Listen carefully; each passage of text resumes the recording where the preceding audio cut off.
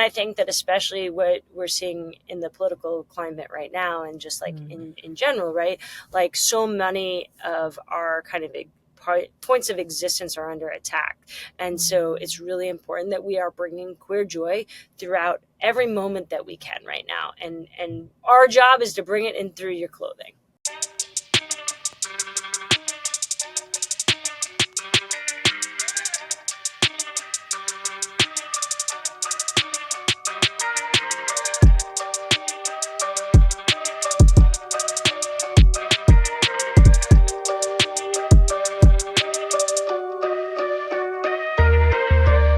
Family, it's your favorite queer radio personality, Anna DeShawn, and this is another exclusive interview just for the Queer News Podcast. And this one's gonna be pretty fun and pretty dope because we get to celebrate Kirrin Finch. I get to introduce you all to Kelly if you don't know her already. And you know what? They're celebrating 10 years, and we get to celebrate with them right here on E3 Radio on the Queer News Podcast. So, Kelly, welcome to the show. Oh, thanks so much for having me. I'm super excited to be chatting with you today. I'm super excited to be chatting with you too. I mean, from the moment we met, we clicked like boom, and it feels like we've been locked in ever since. And family, before we get started, I do want to tell y'all about Kirrin Finch. Okay, they are a conscientious clothing company founded by a Brooklyn-based couple. Okay, Kelly's just one half of this situation. We always want to uplift Laura too. Yes, and they meet the growing demand for gender-defying fashion by creating menswear-inspired apparel for women, non-binary, and trans folks. Yes, and that's me too. So Kelly, thank you, and Laura, for starting Kirrin Finch and creating a space for us out here. Oh, yeah. I mean, it's crazy to think where it started and where it is today. And I'm excited that we are creating stuff for folks like you. Yeah, me too. Okay. And let's start in the beginning. I was reading about your story and it was so funny. I actually started to laugh a little bit when I read about the fights you would have with your mom about what you were going to wear, because the fights I had with my mom about what I was going to wear. And family, we ain't going to dig through the crates, okay? But let me just say, there were bows, okay, in my hair, and the socks matched ribbons, and there were barrettes, and there were lots of dresses, okay? Oh, Mom went all in, huh? All in every time. Kelly, tell me, were those fights similar to mine? Yeah, I mean, I think it was less, it sounds like a little less matchy, but, you do you. But really it was about like her feeling social pressure to put me in clothes that both she felt like I should be wearing and also like what the other people were telling her I should be wearing. And so, for me, there was like a compromise after a whole lot of struggle. On Wednesdays, it was library. And so that was like the day I had to wear a dress. Now, ironically, fast forward like 30 years later, I did actually end up getting a master's degree in library science. So like clearly wasn't that scarring that I like ran away from the library. So good news there. But I think, no matter what the like version of the fight is for you, and I think that there's like lots of iterations, but the theme is the same. It was like, hey, society says you are, this, and as a result, you should be this. 100%. And the way I was not that. It's actually so funny. I come from a family of folks who love clothes, okay, and love to dress. And my dad always went to the tailor. And I was competing in this saxophone competition. Big shout outs to all my band nerds out here, okay? And I needed an outfit to wear. And my mom by that time was so done with me. My dad was the person who went shopping with me because she was so over it. And we went to this men's shop, got me a suit. Like I got it tailored.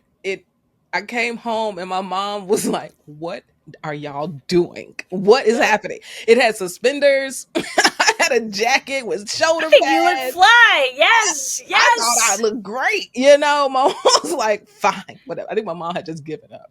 And to that end, I'm really grateful that my mom did just give up, and my dad stepped in. But it was definitely just me being me. And that was the beginning and the end of it. But kudos to your dad for saying like, oh, actually, like I feel comfortable enough and strong enough in who you are, and also like who we are as a unit to say like, okay, this is actually what's going to make you feel good. Yeah, 100%. And we Thanks, share the Dad. same initials, and he gets his like initials embroidered on his shirts. Like Cute. he's going 100 Yeah, times in. Okay, he's in. He's he's deep. locked in. And so I would like put these big old shirts on because he had my initials were embroidered. I just figured it was mine. Child, it was a whole mood growing up. And you know, both of us being entrepreneurs, I'm very interested in your big leap story and reading. I want to hear about this travel adventure that you and Laura had. That all of a sudden, in 2014, you were like, actually, maybe this is what we need to do. Yeah. So, as you said, right, 2014 comes around. We had just gotten married, and she actually had was grew up in Scotland, and in the UK and lots of Europe. There's this kind of deeply ingrained concept of a gap year, and for us in the United States, it's like not like we're like gap minute, right? But for them, she wasn't actually able to do it because she was here on a visa, and so if she stopped working, then she wasn't able to she'd have to leave the country within a certain amount of days. But she had gotten her green card. She suddenly was able to kind of explore that, and it was something that we explored together. And so she actually came from a background of entrepreneurs. Her grandfather started a travel agency that was then spread over the UK, and as a result of that, it was kind of this burning desire to like, oh, this idea of entrepreneurship. And I do think that entrepreneurship is a mindset that you sometimes either are innately have it, or it is like you see that as a model and you're like, this is something that's new. Because let's be real, you and I know it sounds real glamorous, and some days it is anything but that, right? It's all the Yeah. hats. Hmm. Yeah, I do everything not to romanticize this Yeah. journey. When folks say, Anna, I want to be an entrepreneur like you, and I say, do you like auto pay? Do you like Yeah. direct deposit? I just want to know where we are right now because the way that Yeah. those no longer exist for you, and Yeah. probably the first, 5 to 10 years of your journey is very real. Yeah. And so like, yes, definitely also from like a payment perspective, and also just like the need to suddenly know how to do like so many things that are outside of the scope Mm, of what you actually are trying to achieve. Like, yeah. okay, yeah, I want to start a podcast, I want to start a fashion company. Cool. You think like, oh, that means I need to learn how to make clothes, or I need to learn how like the audio. No, you need to learn how to do and then that small little like 10% of your time of actually what you're doing. And so yeah, so anyways, we go on this journey and we're like, all right, this idea that we're gonna start something, but we don't really know what. I'd gotten a custom suit made for our wedding, and so it was like, oh, I think probably a very similar moment to you when you first tried on that suit, and I was like, yes, thank you, world. Like, this is what I am. Like, this is my inside matching my outside. And for me, so much of it is about authentic representation. Is like, cool, you look great, awesome, that's fantastic, but it's so that you can also do all the other things that you are just like need to do, right? Whether that be standing up in front of a whole bunch of people that you love and care about, or walking into a boardroom and like being like, this is the decision we're making, or whatever that like moment is. You can do that because you have the power of feeling right within yourself. Absolutely. And my journey in this definitely started when I was young, but also when it comes to body image. About a decade ago, right, I had breast reduction surgery because I was just, well, first off, I just think God has a bad sense of humor. Okay. When it comes to this, but that's a whole nother show, Yeah, Kelly. Okay. we'll put that one on the back burner because there's a Uh, lot to unpack there. it is because it wasn't funny. Okay. Yeah. But they were just always, it was just always too much. It just never fit who I was. And Yeah. I remember the moment after I had the surgery and I could actually like lift my arms and put on a regular shirt again and it fit. I was just like, oh my God, this is what I've been waiting on, a button up shirt that actually fits me the way I wanted to fit me. And then it was, oh, none of these men's clothes actually fit well no matter what. Um, and the moment I put on a Kirrin Finch jacket, literally, I was like, oh, wait, I don't need a single alteration to this jacket. So often, like the sleeves are down at my knuckles. Family, let me know. Hmm. Sound off in the comments if you feel me right now. Like the sleeves come down so far. The pants never fit right. I just always needed alterations. And when I put on the Kirrin Finch fit, I was like, wow, this fits me so perfectly. You all did a thing. What I'm hearing from you, right, is like, hey, like, oh wow, it came on my body, and it's like, ah, amazing. Like it finally, like, it wasn't down to my knuckles, and that's what I think is so much about it. It's not that like we're trying to like recreate the suiting industry. It's like, hey, but what we are doing is we're starting with your body in mind instead of someone that has different things that are going on with their body, right? We're thinking about those curves. We're thinking about your hips, your breasts, like all of those things or lack thereof, right? And so I think, it's just like if you were starting to make like a thing of cookies and you started with dough that was like made to make cookies, or if you started with something that's made to make like a completely different, like a cake, right? Like you're not going to get what you want to set out with. And so I think that that's really what it's about. So And tell me a little bit about the intentionality behind that. yeah. When you think about dimensions and Hmm. sizing, how did you all reimagine what that meant for someone with curves who likes a more masculine look? Yeah, I think one of the things that we did very early on was because we didn't come from a fashion background, we were like, well, we didn't know what the rules were of the industry, which is Mhm. like in so many ways, like it can be helpful, but it's also really helpful to start from kind of a fresh slate. So like Yeah. we did a fit party. So like we basically what you do is you say, hey, this is going to be like this base size, and then we're going to build off from there. And Mm. so what we did was we took this one button up shirt, we said, all right, this is the base size. And then you extrapolate that out, you grade that out. And we had a whole bunch of people over. We had a big party. You know the queers love a party, We right? do. We do. And And a good theme. Okay. right. And so we put it on a whole bunch of bodies and we looked at how it was fitting on them instead of how the industry usually does it, which is usually one body and then says, okay, cool, we're done here. And so that Mm. doesn't mean that every single body that puts it on, it's going to be perfect on. That's not realistic, right? We're not making Right. custom shirts. We're not making custom suits. We're making ready to wear stuff. But what we are doing is we're starting from a place where we are being intentional about what bodies we want it to fit on, and then being in conversation with our customers about what it is that they want, and not just from like that day but continually. Y'all have a lot to say and we appreciate it. We want to hear it, right? Because if we Mhm. don't hear it, then we're not going to make the best product for you. And can we talk about that size inclusivity part Yeah, of definitely. it? I mean, I think if anyone ever visits your website, Hmm. it's very clear that you are saying this is for everybody, and you Hmm. don't even have to say this is for everybody. And I Thank think, you. yeah, and I think it goes back to what you were saying around this fit party, which I think is brilliant. And I think a lot of folks don't know that that's exact like mainstream designers. They Hmm. really do take one body and just go half size, half size, half size, Yep. and hope for the best.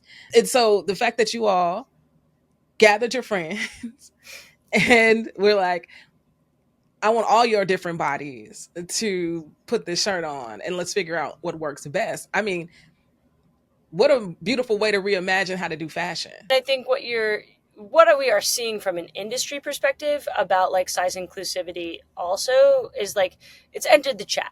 We'll put it there, right? Like, Mm. and so much of it used to be like, okay, there was like a handful of brands, and then it had to be like uh, they were servicing that like an entire like large portion of like the demographics, but with like this small little bit of different types of variety of fashion. And Mm. so I think we're definitely seeing a lot of the queer fashion space push that boundary, which is awesome, right? Like I think that like so much of queer fashion is rooted in inclusivity, and so Mm. the I don't know, I don't want to say trade off, but the reality is though often queer fashion is they're smaller niche brands, right? Because that's just like the existence. And so like you as a smaller brand versus like you look at a J. Crew or whoever, right? These like big massive brands that like let's be real, right? Like you're gonna have less capital and abilities to like service like a widespread like market. So it's really Mm-hmm. about like, how do we embrace the brands that are pushing the boundaries?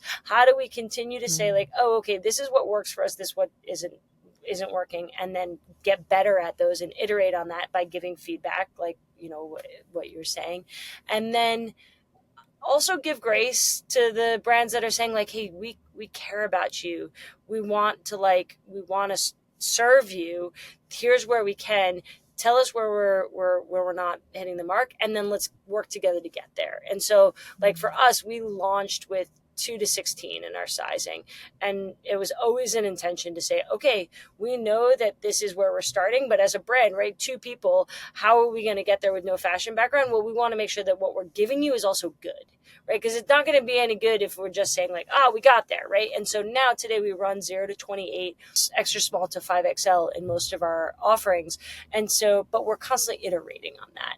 Shh, don't tell anyone, but like in the background, maybe perhaps in 2025, you're really going to start seeing, end of 2025, early 2026, start to see some adjustments happening Oh, based on that feedback, right? okay. We love adjustments. We love we love continuing to improve upon such a quality product. Give me the rundown. Okay, let's start with Kirrin Yeah. Finch. Where did the name originate? Yeah, so Kirrin Finch is actually named after two tomboys in literature. You've got Georgina Kirrin from a UK-based novel series, and then you've got Scout Finch from To Kill a Mockingbird. So the idea was to create this concept of like a character, a humanization of these feelings of like where often many of us felt reflected, which was in literature, right? You were reading or you saw something in the media or something like that, and like there was like this much representation then, and now there's like this much representation, but like, how do we see ourselves in the version of what we want to be? And I was going to ask how you all's unique backgrounds play out or show themselves in this business, and you just it's the beginning. Check. Yes. Yeah. Check. Done. I think that's really dope. And family, please hear this that you can come from all different types of places and land somewhere you never expected. And everything that you know can absolutely apply to wherever you're going or whatever you're Mhm. going to do. Those skills are so transferable. So I love that it's a English literature inspired. That's so fitting. So fitting. So 10 years 10 years in business, 10 years building a brand. What has this journey been like, Kelly? I mean, for me, I always describe it as a roller coaster, but what has this journey been like for you? I think that that's probably a very accurate description of most people's journey on these types of things, right? There's definitely highs, there's definitely lows, but you walk off and you might feel a little bit shook up, but you're still laughing and you had fun. um, but I think, I think about like literally when we first started and we brought on our first employee, the two of us were actually sharing an IKEA like lack desk, that like classic IKEA. And so like I was on one side, they were on the other. We were like, and we were in a 10 by 10 space, right? And so Mm. I'm just really proud of like when I hear today of like the places that we have touched. And for me, it's like, oh, that person is like, oh, like, yeah, I wore this suit to my wedding, or I wore this, like my kid came out and I didn't know what to do. And I found your brand and it was a resource. And I was able to like say, I see you, I hear you, like whether it was like, it was their graduation day or their bat mitzvah or their whatever it is, right? And like because you come back to this idea of clothing, right? It is, yes, certainly a piece of fabric, but it is so much more than that. It can be your armor for like if you're in a place that doesn't feel safe, and that can be that centering moment, or it can also be a celebration, right? Like we see a lot of infusion of fun funky things like in our blazers. I'll show you, we've got like a funky lining in our blazers to like, hey, we see the beauty and the color that is within you, and so like we want you to be able to show that to the world. Yeah. Yeah. What a journey. What a journey. And I'm so glad you're on it. And let me just say this too. The inside of your blazers bring me so much joy. I just hosted an event with the black with the hat the rainbow inside.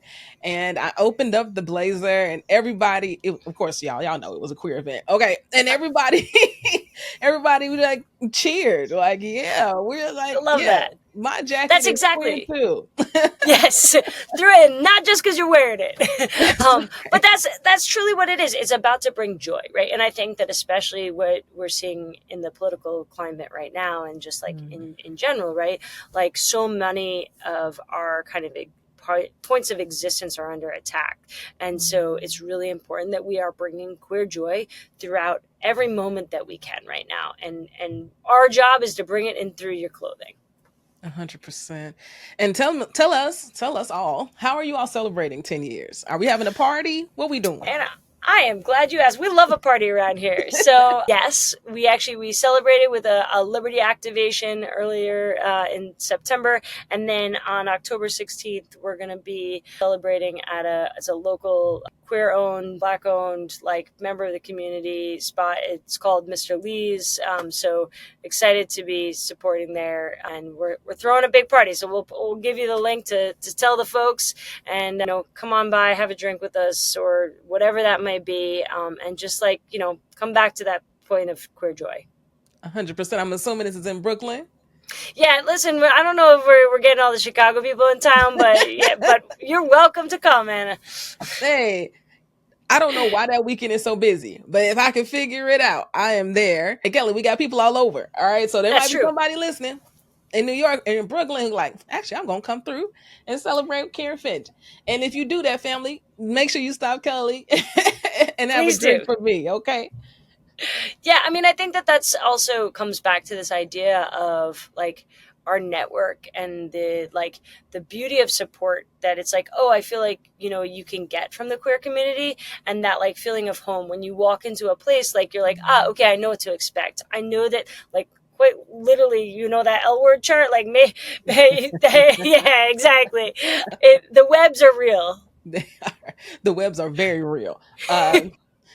That's a whole nother show too. The web. Uh-huh. That's a whole nother show, but they are very real.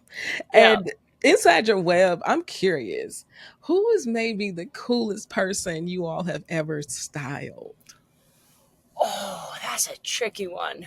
Coolest person we've ever styled. I mean, obviously you. Oh, hey, hey. I, I will say this. We did I don't know if are you familiar with Dapper Q? Yeah, It's cool. It's yeah, basically a queer fashion publication is where it started in its roots. yeah. And so every year they throw, for the last 10 years, it's actually their 10-year anniversary this year. Anita, who's the head of Dapper Q now, they throw a fashion show and during New York Fashion Week, which is beginning of September. And 2 years ago, we participated in the show. What we wanted to do was use models that were connected to us through our social give back program. And so what we did was the different folks that were walking were kind of an embodiment of the work that we have done, both for our community and also how we kind of say, hey, this is how we're stepping up to be a part of the existence that we live in every day. So you had folks like James Black, who's now the CEO of the Trevor Project, walking for us. You had AJ, who from ACLU. You had Crystal Hudson, who's the first out Black queer woman to be on the city council in New York. Like these types of folks. Kelly Robinson from the president of the Human Rights Campaign, unfortunately had a personal emergency while we were getting onto it, but that was another person that was walking. And so, like, I think for me, it's like who's styling. It's not about like, oh, which celebrity. It's about Mm. who are the parts of our community that we can lift up and say, this is who we want it to be on, because these are the people that are making the biggest difference. Yeah. And that's why I really get down with Kirrin Finch family. Okay. This is why I get down. I knew the moment I asked that question, it was not gonna be a rundown of A-list plus celebrities that I'm sure also wear Kirrin Finch. I just knew it was going to be something just like what you said, Kelly. I'm not gonna lie Um, though, I do have a list, and Natasha Cloud is pretty high on my list at the yo, moment. So y'all, if you in the chat, you got to hook up. Let me know. I We feel got a like lot that of is so Liberty easy to fans, get done. I feel like that is right? so easy to get done. Absolutely. No, that's already done. Said. No doubt. And Kelly, if people want to buy, yes, come Mhm. on, go get their next favorite suit. How can they stay connected? Yeah, so we are basically an e-com brand primarily, and so the beauty is you can follow us on Kirrin Finch on our socials, and you can pop over to the website, www.kirrin Finch finch.com. And if you're like, oh wow, I've never bought a suit before, I don't know what to do, you're in good hands. Our customer service team will help walk you through it. You're like, I'm between sizes, I'm not really sure, right? Send us the measurements, they'll help you, and make sure that we get you to where you need to be. And let me just tell y'all something right now. The whole team is fantastic. Okay. Y'all like Kelly. Let me just tell you, you're going to love her team. You feel me? They're all just really, really dope people. So, family, you already know what you need to go do, right? I mean, you love Kelly. I already told you the team is dope. and now it's time to go get your first suit. Yeah. So, Kelly, we got a code for him, right? Absolutely. So go on the site when you go to check out with whatever Georgie or Scout or whatever you put in there. Go ahead and put Anna D, ANNAD, and we'll get you hooked up with a discount. Let's go. Family, I want y'all to look fly. I want you to feel affirmed, right? In the same ways that I have. Um, rocking Kirrin Finch. And at this point, we've been on some stages. Okay, we went to the U.S. Open together. Okay, we're gonna be at the Purple Tie together. It's just family. Just give it a try. I promise, you won't be disappointed. Kelly, congratulations on 10 years.